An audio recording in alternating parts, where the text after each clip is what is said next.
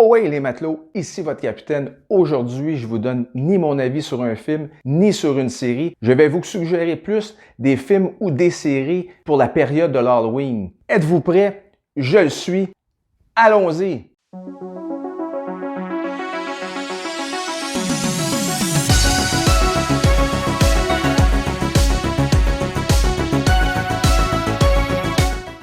Perdons pas plus de temps. Si vous aimez l'originalité, cette série-là est pour vous. Holiday, un drame d'horreur américain, est sorti en 2016 sur Netflix. Ce sont 8 histoires horrifiques liées aux périodes festivals de l'année. Exemple, la Saint-Valentin, la fête des mères, Noël, Pâques, Halloween et la fête des pères, en suivant l'ordre du calendrier. Si vous avez aimé les contes de la crypte, vous allez sûrement aimer ces contes-ci. Certaines portent à réflexion et d'autres complètement wacko. Parfois trop courts car on aurait pris encore plus. Les effets laissent à désirer, mais on passe par-dessus. Aussi bizarre que surprenant et parfois dérangeant, ils comportent quelquefois du contenu dédié aux adultes. On continue avec Acte de violence est un divertissement pour les fans d'horreur qui n'ont pas envie de se casser trop la tête. Il y a un début, l'histoire et la fin. Pas plus compliqué que ça et ça dure 90 minutes,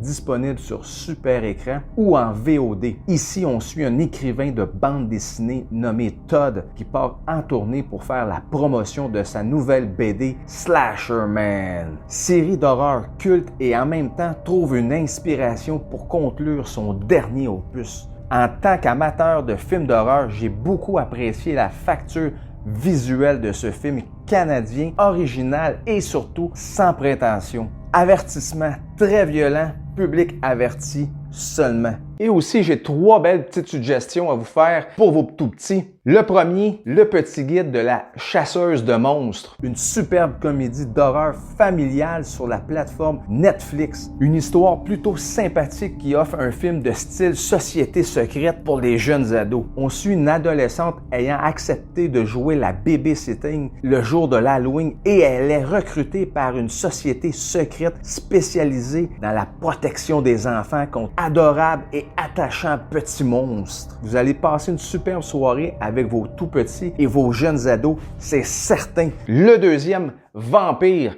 versus le Bronx, disponible sur Netflix. Les jeunes, ils veulent protéger leur vie de quartier contre les promoteurs immobiliers. Oui, ces gros méchants promoteurs, des voyous et maintenant des vampires. Ce film nous renvoie une image très positive de la jeunesse. On croise dans cette histoire des ados dynamiques et impliqués avec une facture très actuelle. Les personnages sont attachants, mais les vampires sont inégaux, inquiétants parfois, effrayants par d'autres et surtout drabes assez souvent. Mention spéciale à une jeune YouTubeuse assoiffée de nouvelles inédites, tout comme votre capitaine. Est-ce que les garçons réussiront à sauver ce petit coin du Bronx et ses habitants? Sortez l'eau bénite, l'ail, les crucifix et les pieux en bois. On sait jamais, on n'est jamais assez prudent.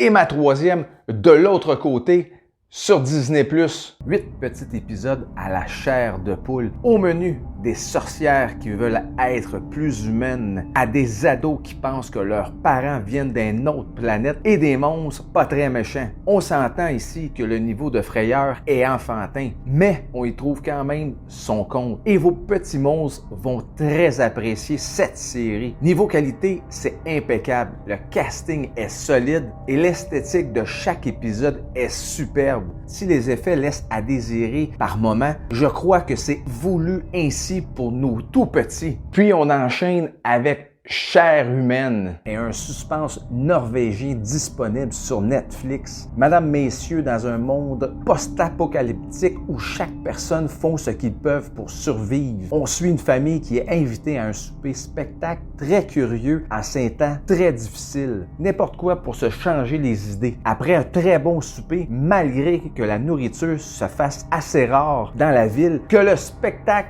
commence. Les personnages et le public se déplacent dans le manoir. Chaque porte qu'il ouvre montre un acte différent. Mais très rapidement, on ne fait plus la différence entre la réalité et la fiction, et le mystère nous emporte. Un peu prévisible par moments, j'ai trouvé l'histoire bonne malgré tout. Comme dirait l'homme de la cérémonie, qu'est-ce qui nous rend plus humains? Une chose est sûre, survivre ne suffit plus. Nous les humains, nous avons besoin d'émotion. On enchaîne avec une comédie d'horreur. Freaky, une comédie d'horreur avec Vince Vaughn et Karen Newton. Ici, on suit Miley, une jeune fille de 17 ans, loin d'être populaire. Les autres élèves de son école prennent un malin plaisir à rire d'elle. Un soir de match où elle est la mascotte officielle de l'équipe, elle devient la cible de Barney Garris alias The Butcher, un tueur en série qui sévit dans la ville. Néanmoins, la dague ancienne utilisée déclenche quelque chose de surnaturel et les font changer de corps. Le film s'ouvre avec un beau clin d'œil d'un slasher très connu,